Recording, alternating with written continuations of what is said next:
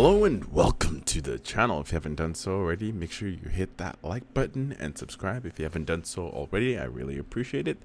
So let's go in. After 15 long years, the 4Runner is finally getting a redesign. Now we've seen minor changes here and there, but this is going to be a complete overhaul of the vehicle from the design as well as the powertrain.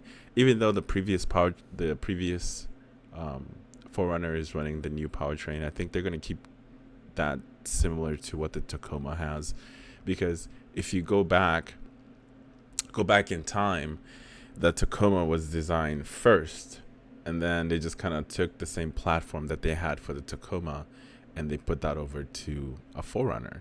So the 4Runner had the same capability as the Tacoma, but the only difference is it can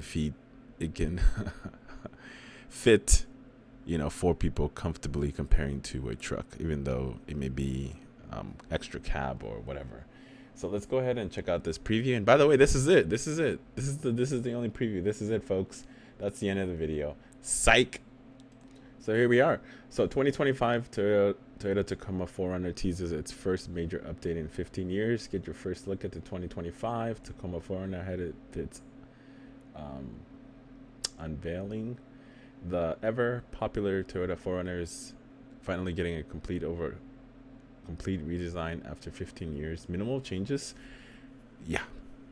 While the overall look is expected to be an evolution of the current model, subtle design cues like a relocated tailgate badge and updated taillights hint at a modernized aesthetics.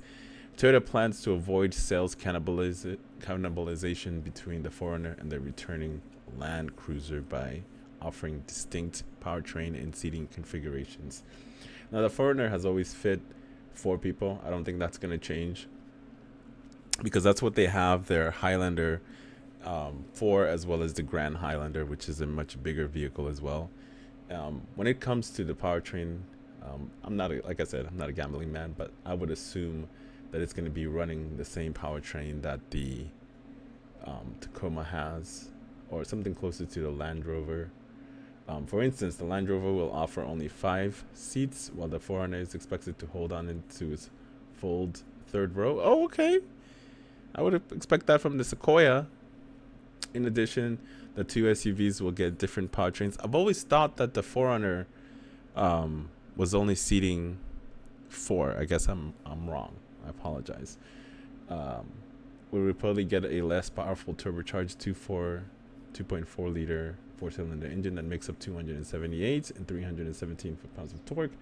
As a result, the 4Runner is expected to be the more budget-friendly option. Currently, starting price for 2024 model is $40,000, whereas the Land Cruiser has an MSRP starting at about $55,000. The pricey strategy leaves ample room in the lineup for both vehicles. So both vehicles are designed for off-roading. I want to say that the Land Cruiser is more like tailored towards more off-roading, but the 4Runner has proven itself as being a capable off-roading vehicle. I mean, if you want something fully capable off-road, then just get the Tacoma, man. That truck is it's pretty badass. So as we can see here, the generations of the changes for the 4Runner. And then this is the sneak peek, and it looks very like bold, and I like it.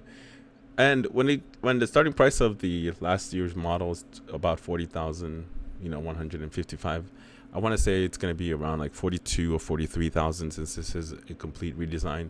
But they don't want to price it too high or closer to what the Land Cruiser is, even though the starting price for a Land Cruiser is about 55,000, like the article says.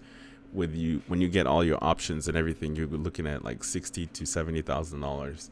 So I think the Tacoma is going to be that perfect mid-range, off-road capable vehicle or SUV. Overall, I'm excited about it, but we'll see. Honestly, like this, I hope they do something in the interior. That's always something that was lacking, in my opinion, on the previous 4Runners. I feel like they needed to get something closer to what the Tacoma has when it comes to their infotainment with the 2024 version of the Tacoma. So this is going to be something, definitely, it's going to stand out. And it's going to sell because it's Toyota. Who doesn't love Toyota? And just me being honest with you guys, Toyota really hasn't lived up to its name recently in the past couple of years. But hopefully, time changes everything, and hopefully they kind of like change up directions and start heading towards the right way. Because when you buy a Toyota, you're looking for something that's reliable.